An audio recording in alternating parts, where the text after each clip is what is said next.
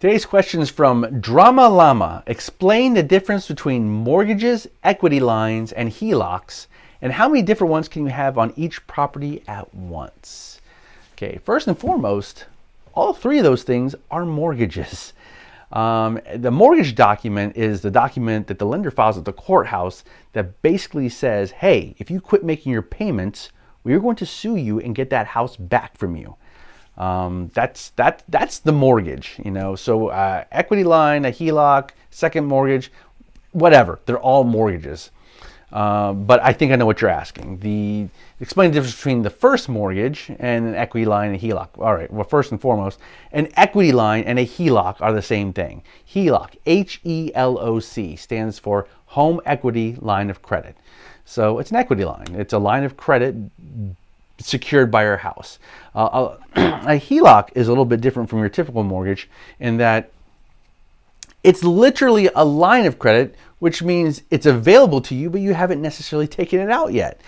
You might have a $50,000 line of credit, but you owe nothing on it because you haven't used it.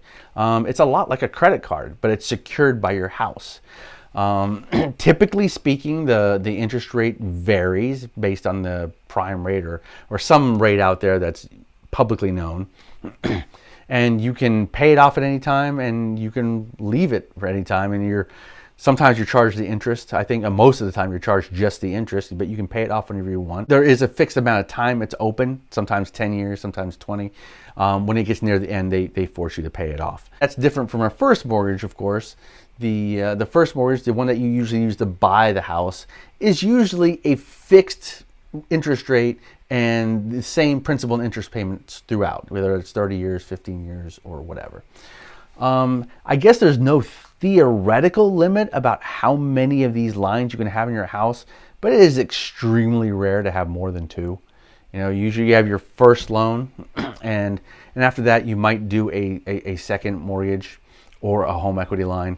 I can't think of any lender who's going to put a loan behind a second mortgage. Keep in mind, if anyone ever has to foreclose on that house, the lenders are paid off. After the house is liquidated and sold on the courthouse steps, the lenders are paid off in order. You know, the first mortgage paid off first. If there's any money left, they pay the second. If there's any money left, they pay the third. Well, a lot of times there's not even enough money to pay off the entire balance of the first.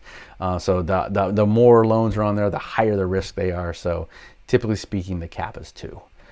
Hope that answered your question. Thank you. Thanks for watching. Please subscribe. And if you have any questions you'd like me to address in a future video, please leave it in the comments below. If you're in Florida and interested in a mortgage, check out the description for my links. Thanks again.